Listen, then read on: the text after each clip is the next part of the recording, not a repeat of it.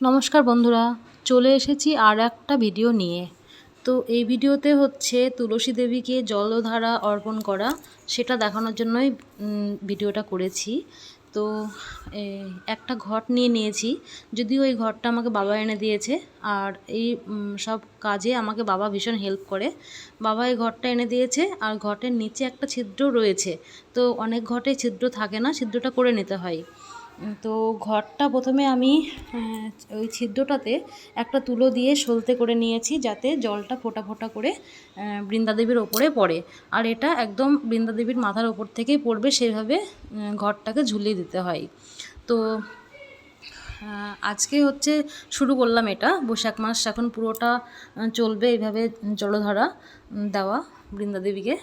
তো এই ঘটে যে জলটা আছে সেটা তো সারাক্ষণ থাকবে না, জলটা তো ফোঁটা ফোঁটা করে পড়ে যাচ্ছে, ফুরিয়ে যাবে। তো প্রত্যেক দিন সকালবেলা আর বিকেলবেলা দুবেলা করে জল ঢালতে হবে ঘটে। জল ঢালতে হবে, আর জল ঢালার সময় একটা মন্ত্র আছে, সেই মন্ত্রটা বলতে হবে।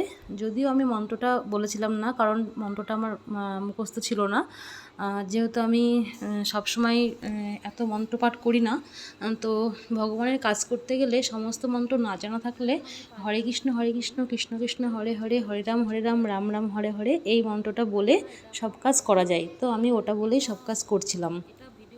তো তোমরা যারা এই ভিডিওটা দেখবে, তোমরা ভিডিওটা দেখার পর করতে পারো, কারণ বৈশাখ মাসে এটা করতে হয়। বৈশাখ মাসে যেদিন থেকে দেখবে সেদিন থেকে শুরু করতে পারো, যে আজকের দিন থেকেই করতে হবে এর কোনো মানে নেই। কারণ অনেকেই জানে না, তাই অনেকেই করে না। যে যখন জানতে পারবে সে তখন থেকেই করবে। তো ভিডিওটা বানিয়েছি, আমি তো সব কিছু শেয়ার করি, যার জন্য ভাবলাম এটাও শেয়ার করে দিই। আর তোমাদের যদি কিছু প্রশ্ন করার থাকে, তোমরা আমাকে প্রশ্ন করবে, আমি উত্তর দেব। আর যদি উত্তর দিতে নাও পারি, বাবার কাছ থেকে জিজ্ঞাসা করে নিয়ে তোমাদেরকে জানাবো আমি। তো ভিডিওটা কেমন লাগলো তোমরা জানিও। আর এটুকুই আপাতত, পরে আবার দেখা হবে। বাই, হরে কৃষ্ণ।